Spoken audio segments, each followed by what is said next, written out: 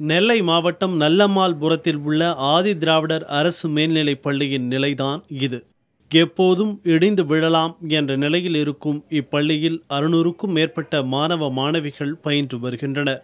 ஆண்கள் மற்றும் பெண்களுக்கு என தனித்தனியாக மேல்நிலைப் பள்ளிகள் அருகருகே இயங்குகின்றன. இந்த கட்டடங்கள் 1973ஆம் ஆண்டு கட்டப்பட்டவை. 100% தேர்ச்சியை பலமுறை எட்டியுள்ள இப்பள்ளியில் உயிர் பயத்துடனேயே படித்து வந்ததாக கடந்த ஆண்டு 12ஆம் வகுப்பு முடித்த மாணவிகள் கூறுகின்றனர். இப்போ எங்கள் ஸ்கூல் ரொம்ப டேமேஜாக இருக்குது. இங்கே படிக்கிற கட்டடம் ரொம்ப மோசமாக இருக்குது. மழை பெய்கிற டைம்லாம் நாங்கள் வெளியே நின்னாலே கட்டடம் டம் டம்னு கீழே விழுறோம். எங்கள் மேலே பட்டாலே போச்சு. அப்போ நாங்கள் அந்த பயத்தில் தான் இந்த ஸ்கூலில் உட்காந்து படிச்சுட்டு இருந்தோம்.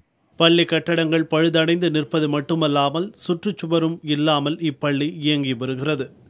இதனால் இரவு நேரங்களில் சமூக விரோதிகளின் மது அருந்தும் கூடாரமாகவும் இந்த பள்ளி மாறி இருப்பதாக மாணவர்கள் தெரிவிக்கின்றனர். அதோடு தனிநபர்கள் தங்களது வாகனங்களை நிறுத்துமிடமாகவும் பள்ளி வளாகம் மாறியிருக்கிறது. எங்கள் ஸ்கூலில் காமன் சுவர் இல்லாமல் ஆடு மாடு எல்லாமே உள்ளுக்கு தான் வருது.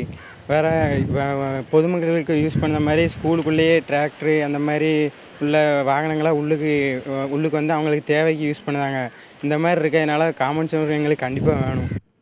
மாவட்ட கல்வித்துறை அதிகாரிகளின் அலட்சியத்தின் சாட்சியாகவே இப்பள்ளி கட்டடங்கள் இருப்பதாக பெற்றோர் குறை கூறுகின்றனர். பெரும் விபத்து ஏற்படும் முன் அதிகாரிகள் பள்ளி கட்டடங்களை சீரமைக்க வேண்டும் என்பதே மக்களின் எதிர்பார்ப்பு.